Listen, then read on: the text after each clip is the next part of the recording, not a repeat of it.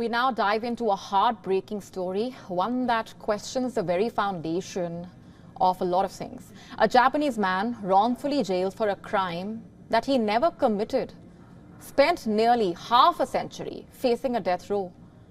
For 46 years, Iwao Hakamada was locked in a prison cell, awaiting his fate, marked for death, for a crime that was not his.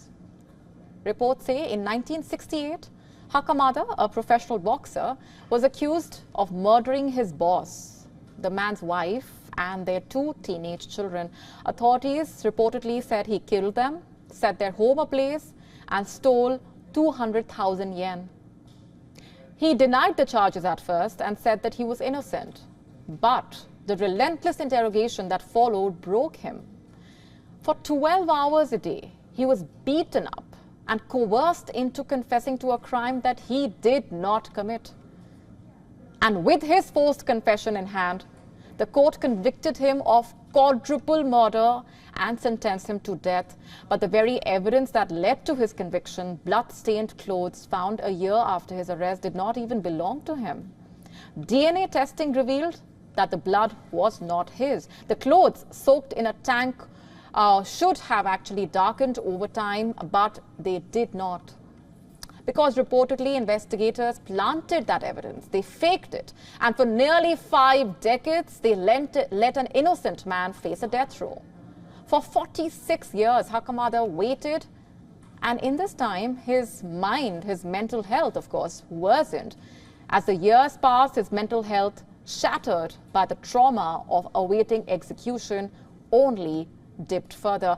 He reportedly became a shell of the man that he once was, so much so that when the court finally acquitted him, he could not even attend the hearing. He was not there to hear the words, "not guilty," words that should have come decades earlier.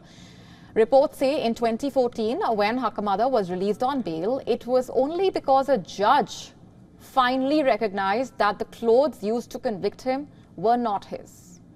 But the fight did not end there. The retrial dragged on for another decade. Finally, on Thursday morning, the long-awaited verdict was delivered. The court declared Hakamada innocent. Outside the courthouse, his supporters cheered, a cry of victory, relief, of long overdue justice.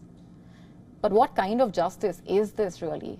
How do you give back 46 years of a man's life? How do you repair the damage to his mind, his heart, his spirit? Hakamada did not get to celebrate his freedom in that courtroom. He was not there to hear the cries of relief because the years on death row had broken him. Instead, he remains under the care of his 91-year-old sister, who continues to shoulder the burden of their shared pain.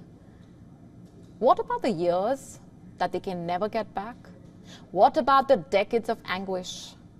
For the people who believe in the fairness of the justice system, this case is a wake-up call. How many more innocent people are waiting in cells right now, waiting for their names to be cleared, their lives to be saved?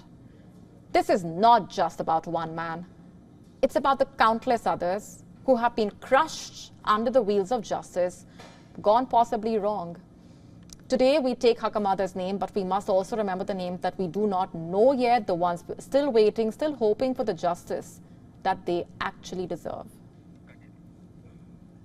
To stay up to speed with the latest news, download the WION app and subscribe to our YouTube channel.